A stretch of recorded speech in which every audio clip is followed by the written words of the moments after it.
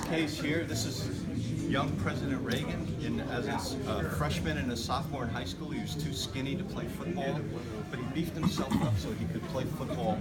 And he eventually went to college at Eureka College to play football. He went to high school in a town called Dixon, Illinois. He was born in Eureka, Illinois, which is outside of Chicago. You know where Chicago is? Right? Outside of Chicago. Eureka College is just south of Dixon, Illinois. President Reagan won many medals for writing. He loved to write stories. He loved to make things up. And that's why it kind of acclimated him to be an actor. Here we go.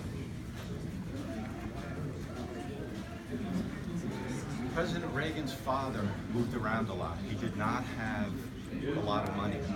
President Reagan had to work to get himself to go to college. So he became a lifeguard on the Rock River in Illinois, where every time he saved somebody, he put a notch in a tree. And when he was done and he went to college, there were 77 notches on that tree. 77. Now the story goes, a lot of the young college girls looked at this handsome young lifeguard and said, "Oh, I can't swim, help me." And that's how we see.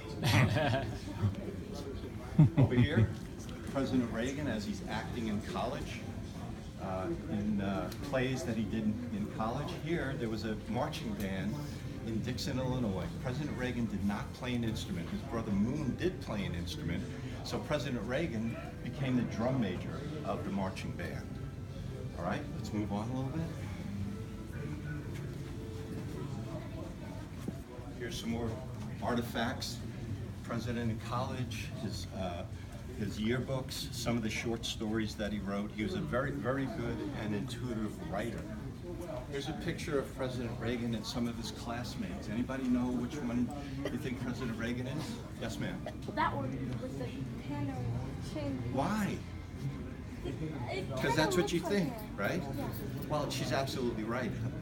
President Reagan's father actually said to him, you know, if you put your hand in front of your face, people will think you're smarter. So there's a bunch of photographs where the young Mr. Reagan had his hand in front of his face. It's kind of works. Good story. Go this way.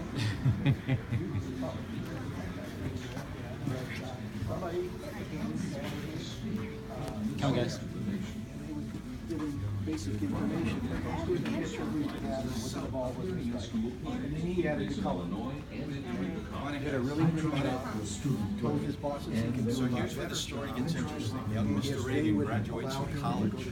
He does not have a job. He tries to get a job at the local Montgomery Wards, which is a lot like Target.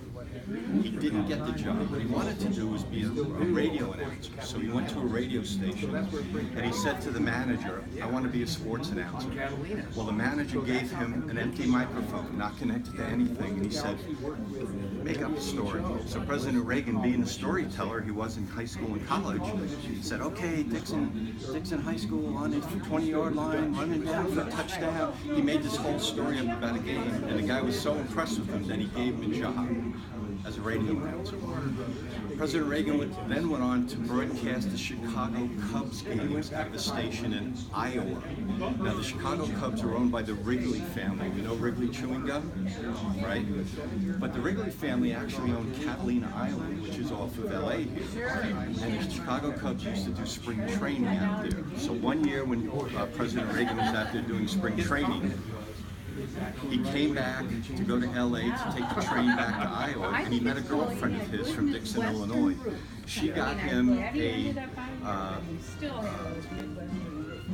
she got him into the movies to get a screen test. By the time he got back to Iowa, there was a telegram that said, guess what? Warner Brothers wants to hire you. So President Reagan was in all of these movies. The most important movie over here, anybody know what the sweater means? ND, Notre Dame. President Reagan was in a movie called Newt Rockne, All-American, about the coach, the famous coach of Notre Dame. In that movie, President Reagan played a guy named George Gipp. George Gipp